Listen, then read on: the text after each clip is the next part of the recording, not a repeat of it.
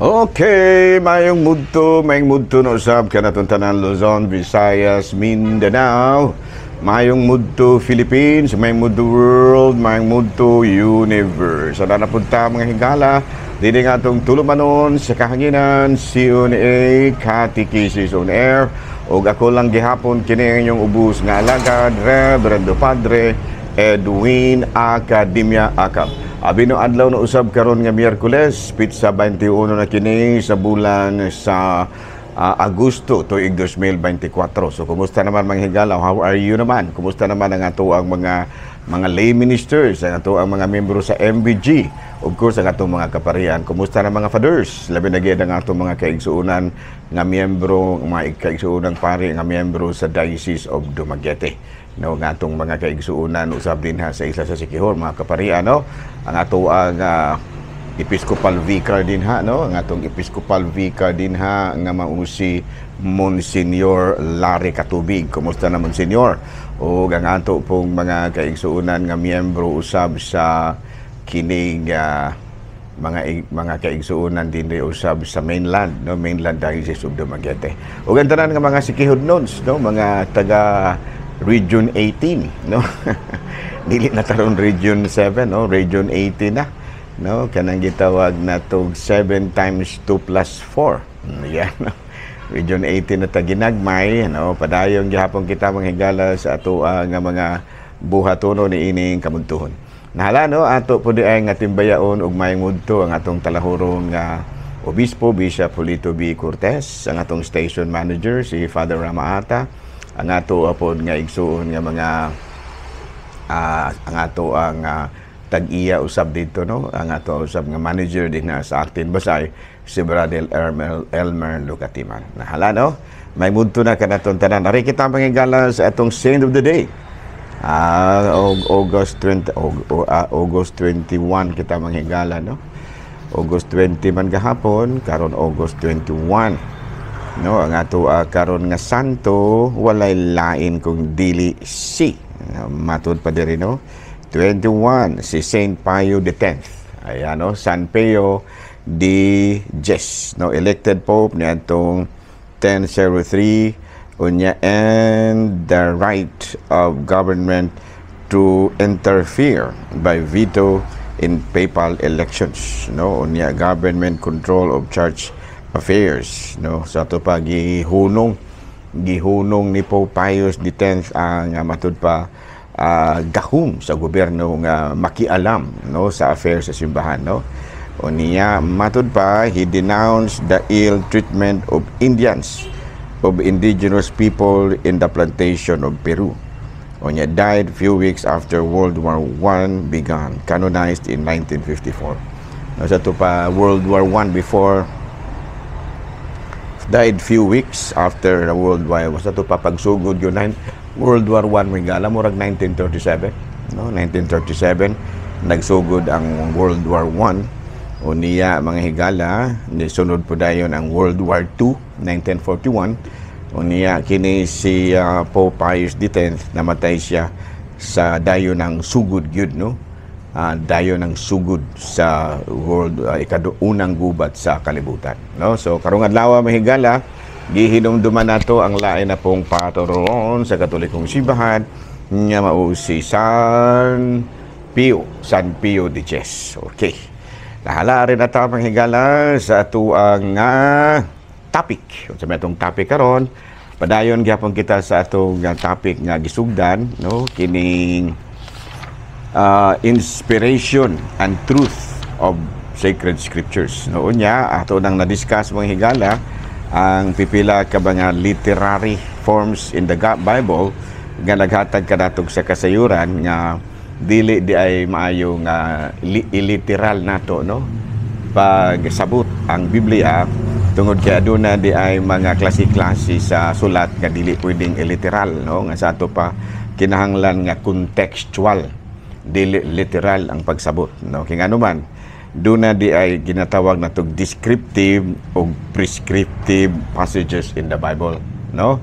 Naonya usa sa mga matud pa kining ilhanan, no? Unsa no to pag-ila ang prescriptive kung adunay kining gitawag nato og kining adunay gitawag nato kamanduan, no, nga ana sample ni ana kanang atong mabasa sa Mateo kapitulo 5 bersikulo 44, manay prescriptive mga higala, no, prescriptive, no, kanang nato sa Mateo 25 Mateo 5 kapitulo 44, love your enemies and pray for those who persecute you. Sa ato pa, higugma ang imong kaaway o giampo sila nga nagsakit kanimo, naglutos. Ato pa usa ka na kamanduan. So muna siya gitawag nato og prescriptive passages of the gospel. Pero doon na po'y descriptive, no, kining anaa sa buhat sa mga apostoles kapitulo 4, no. Buhat sa mga apostoles, descriptive po na siya, no? Kung natong basahon mga higala, ha? Buhat sa mga apostoles, kapitulo 2, versikulo 4. Sabi na busulat diri mga higala, atong basahon, ha? Para nato masabtan kung unsa po ning gitawag nato descriptive. Kapitulo, sabi itong kapitulo 4. Dira mahigala kapitulo, silang tanan napuno sa Espiritu Santo ug misultig nagkalain-laing pinulungan, sumala sa gipasulti kanila sa Espiritu. Sa to pag-describe mga higala kung unsay nahitabo sa diha nga mi kunsad ang Espiritu Santo. Namatod pa diri nanulti sila nagkalain-laing pinulungan, sumala sa gipasulti kanila sa mga Espiritu. Sa to pag-describe. Ito po, walay kamanduan. Wala na nagpasabot nga ang tanan nga kunsaran sa Espiritu Santo kinahanglan yung musulti ug lain-laing pinulungan. Igora nga, og sa dihang nakunsaran sila, nakasulti sila ug lain-laing pinulungan. Pero walay kasuguan nga kung ikaw kunsaran sa Espiritu Santo, kinahanglan nga musulti gyud ka. No, kaya kung dili ka kasulti, di nagkuan ra ka, nagtumu ra ka. Dili. Basta kay ang di-describe din nga sa diha nga nakunsaran sila sa Espiritu Santo, nakasulti sila og lain-laing pinulungan.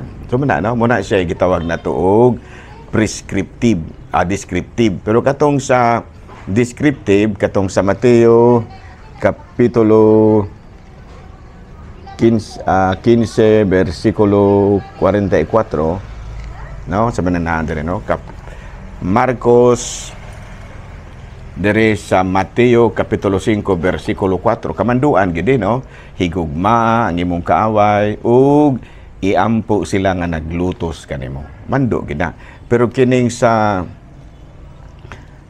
buhat sa mga apostoles kapitulo 2 versikulo 4, usa kini kapag hulagway, no, sa ato pa walay mga kamanduan. Muna nga importante gyud kaayo mahigala, no, nga adunay makasabot kita kung asa ang kamanduan ug asa pod ang paghulagway. Kay importante man na siya.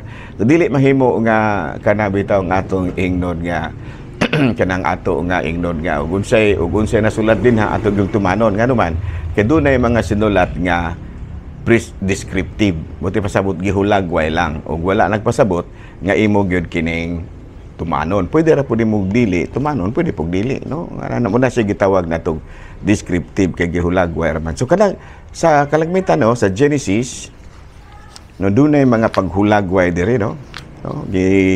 Gihulagway diri kung unsa gyud ang giunsa paghimo sa Dios ang kalibutan, no. Matud pa diri sa Genesis kapitulo 1 bersikulo 1 pataas, sa pagsugod sa Dios, pagbuhat sa kalibutan ug sa tanang butang sa kalibutan, ang kalibutan hawang ug walay hitsura.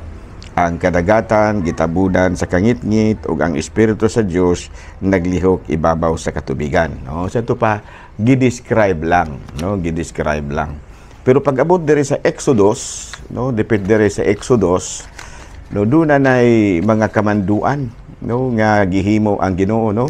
Kung atong basahon sa Exodus kapitulo 20, doon na mga gipangsugo diri, no, sa may gipangsugo diri sa Exodus kapitulo 20. Nasulat diri ang napulo kasugo.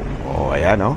Na day ginabutan dere no, Exodus kapitulo 20 bersikulo 11 no. 11 hangtod sa 17 no, daghang kay nasunod diri no. Ug ini nga mga teksto sa Biblia ana mga kasuguan, pwede gyud nimo nga imo na siya nga sundon, kinahanglan gyud na no, manay gitawag natong prescriptive no, muna no. Daghang kay pa nga mga verso sa Biblia nga kinahanglan gyud nga ato nga ilhon kung prescriptive ba o descriptive ba. Kaya kung dili, may puruhan o niya nga mamahimo kang fundamentalist. Kana bitang literal translation of the Bible. Unya dili na siya mahimo. Dili na siya mahimo nga ang tanan imong literal tanan kay makapalibog hinuon kini kanimo. No, klaro ba? Ana ha. Bino dinhi na lang una ko wala ko pangandam higala o kining CBCP News, pero sa atong sa diocese nato padayon karon ang atong talahurong obispo no, sa kuno sa diocesan news mahigala no. Padayon karon atong talahurong obispo sa pag-awhag kanato lagi ni ining BEC no, kining gitawag natong banner program of the Diocese of Dumaguete. Kining BEC no, nga ang ato ang mga kaparian no matud palagi maugi manguna sa pag kining gitawag nato sa in English og to initiate no, the formation of BECs.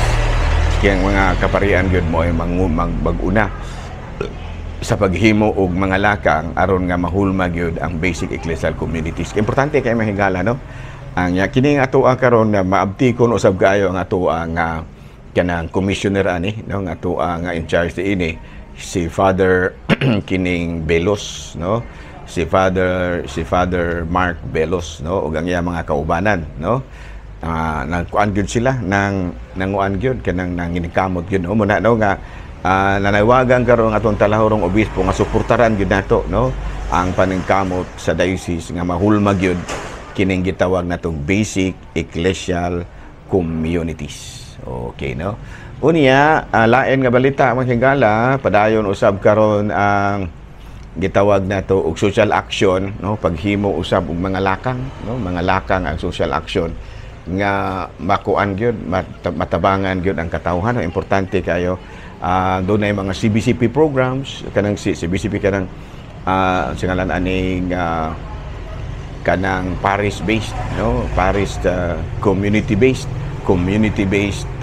health program kining CBHP ug daghan pa no. Ang importante nga ang atong talahurong obispo mao gyud nag-una no sa batud pa pagduso ni ining BEC kaubanan sa nagkalain-lain nga mga sanga nga mga ahensya nga mao'y nagpaluyo sa BEC. Kami pod no, kay ako man pod mo'y commission head sa kuan kining itinerant itinerant people kining gitawag nato og kanang Commission on Migrants no, ICMI, Episcopal Commission on Migrants nga mapasulod gyud nato sa BEC usab kining nagkalain-laing programa karon sa ICMI ng Episcopal Commission on Migrants and Itinerant People. Gani dunay bag-o mga higala nga inog pasulod gyud ni kining Star of the Sea, kining Stella Maris no, kay dako kay ning ikatabang sa mga marinero o gani usab sa mga mangingisda. Okay? Daghang salamat ug mayong mudto, Pilipinas.